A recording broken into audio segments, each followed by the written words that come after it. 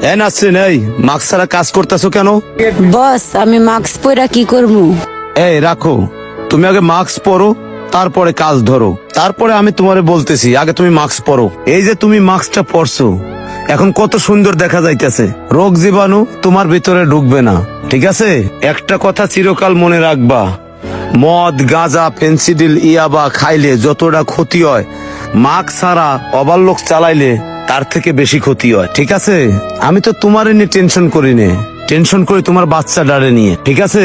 তুমি মইরে গেলে তো মইরা ব্যাটকে থাকবা, আর কোম্পানি তোমার এই জায়গা আরেকটা অপরাধ আইনা বসায়া দিব। কিন্তু তোমার ওই বাচ্চাটা কি আরেকটা মা পাবে? পাবে আরেকটা মা?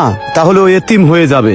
এই পৃথিবীতে লক্ষ লক্ষ কোটি কোটি লোক আছে, কিন্তু ওর আপন বলে কেউ নাই। কারণ মা এমন একটা জিনিস, ঠিক আছে, যার পৃথিবীতে মা নাই তার কিচ্ছু নাই। আমি তোমাকে নিয়ে ভাবি না, আমি ভাবি তোমার মেয়েকে নিয়ে। কারণ ও এত অল্প বয়সে যদি মা হারায়, তাহলে মা কোথায় পাবে? তোমার হাজবেন্ড তো আরেকটা বিয়ে করবে, ওর কি গতি হবে?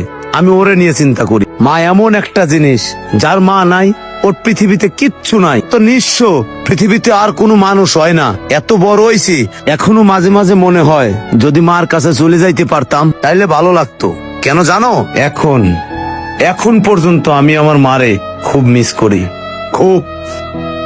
আর কখনো মাস্ক ছাড়া কাজ করবা না, ওকে? বসে তো কথাটা ঠিকই কইছে, যতদিন কাজ করি মাস্ক পরাই কাজ করবো, নাহলে তো নিজেরই ক্ষতি।